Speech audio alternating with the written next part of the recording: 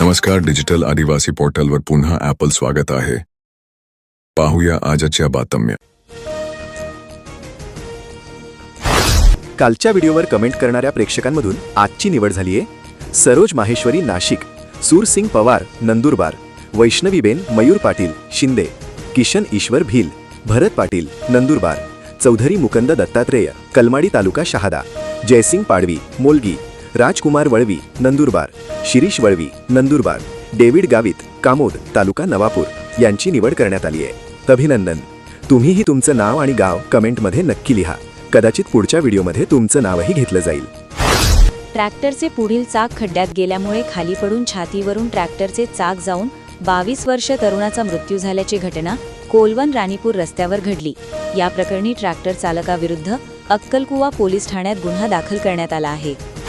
Social मीडियावरून viral झालेल्या संभाषणाच्या कथित ऑडिओ क्लिप्सने राजकीय क्षेत्रात वार प्रतिवार सुरू आहे. या कथित क्लिप्समध्ये राजकीय पदाधिकारी तसेच इतर व्यक्तींच्या संभाषण असल्याचे दावे प्रतिदावे होत आहे. संभाषणाच्या कथित ऑडिओ क्लिप्सच्या सत्यतेबाबत खरे किंवा फेक याबाबत कुठलेही प्रमाणीकरण नसून पोलीस यंत्रणेकडून मात्र याचा तपास सुरू आहे. कथित ऑडिओ क्लिप्स प्रकरणात एक गुन्हा दाखल झाला असून दुसरीकडे पत्रकार परिषदेच्या माध्यमातून या प्रकरणाची SIT चौकशीची मागणी करण्यात आली आहे. जून महिन्याच्या सुरुवातीला जोर धरलेल्या पावसाने गेल्या काही दिवसांपासून दांडी मारल्याने चिंतेत असलेल्या शेतकऱ्यांना या पावसामुळे काही प्रमाणात दिलासा मिळाला आहे. अशातच पुढील 5 दिवसांसाठी हवामान विभागाने जोरदार पावसाचा नवा अंदाज वर्तवला आहे. 19 जुलै ते 23 जुलै दरम्यान राज्यातील अनेक भागांमध्ये पावसाचा जोर वाढण्याची शक्यता आहे. नंदुरबार उधना मेमो गाडीच्या दुसऱ्या जनरल डब्यामध्ये एक अनोळखी व्यक्ती मृतावस्थेत मिळून आला आहे.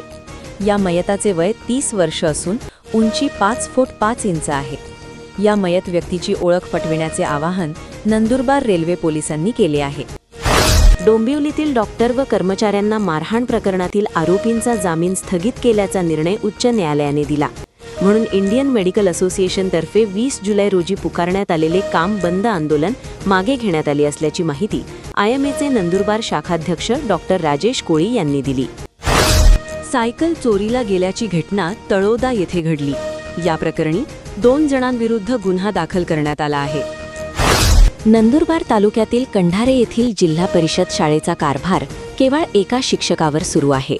त्यामुळे सध्या शाळा बंद स्थितीत आली असून प्रशासनाने याकडे लक्ष देऊन शिक्षकांची नियुक्ती करावी अशी मागणी करण्यात आली आहे.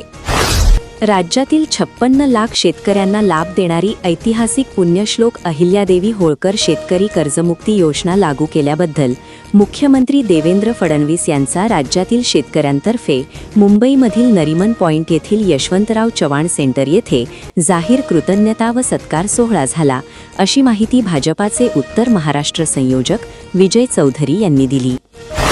मुलींची छेड काढल्याच्या कारणावरून वाद झाल्याने काठीने मारहाण करीत 2 जणांना जखमी केल्याची घटना खटवाणी येथे घडली. या प्रकरणी अक्कलकुवा पोलीस ठाण्यात गुन्हा दाखल करण्यात आला आहे. विद्युत रोहित्रात जळालेल्या वायरीची दुरुस्ती केल्याने 500 रुपये वर्गणी मागितल्याच्या कारणावरून एकाला मारहाण केल्याची घटना मुलगी येथे घडली. या प्रकरणी 4 जणांविरुद्ध गुन्हा दाखल करण्यात आला आहे. राज्यात 70,000हून अधिक पदांसाठी भरती प्रक्रिया लवकरच सुरू करण्यात येणार असल्याची माहिती मुख्यमंत्री देवेंद्र फडणवीस यांनी फेब्रुवारी महिन्यात दिली होती. यातील 20,000 पदे महाराष्ट्र लोकसेवा आयोगाकडून भरण्यात येणार असल्याचे त्यांनी स्पष्ट केले होते. मात्र या गोष्टीला 5 महिने उलटून एकही नवीन पदाची जाहिरात प्रसिद्ध झालेली नाही. त्यात आता ऑनलाईन परीक्षा रद्द करण्यात आल्याने सरळ सेवा भरतीची शक्यता पुन्हा धूसर झाली आहे. लोकनायक जयप्रकाश नारायण शेतकरी सहकारी सूतगिरणी वाचली पाहिजे. शेतकरी, सभासद व कामगारांचे हक्क अबाधित राहिले पाहिजेत आणि सूतगिरणी पुन्हा ऊर्जित अवस्थेत आली पाहिजे. यासाठी सर्व सभासदांनी एकत्र येण्याची गरज आहे. ही लढाई राजकीय नाही तर परिसरातील भविष्यासाठी आहे. सूतगिरणी चालू करण्यासाठी आपसातील मतभेद विसरून एकत्र येऊ, असे आवाहन शहाद्याचे लोकनियुक्त नगराध्यक्ष अभिजित पाटील यांनी केले. शहादा येथील शिवसेना उद्धव बाळासाहेब ठाकरे पक्षातर्फे अयोध्या येथील श्रीराम मंदिरात भक्तांनी दान केलेल्या निधीच्या लुटीविरोधात जनजागृती करण्यासाठी महावीर बजरंगबली मंदिरात रामरक्षा पठण व महाआरती कार्यक्रम घेण्यात आला.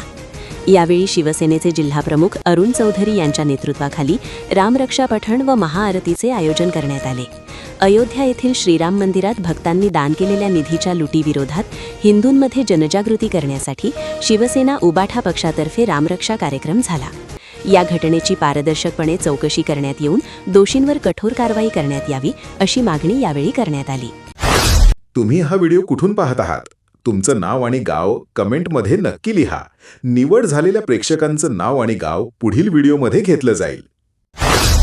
अशाच नवनवीन बातमीसाठी आपल्या YouTube चॅनल डिजिटल आदिवासी पोर्टलला सबस्क्राईब करून घ्या.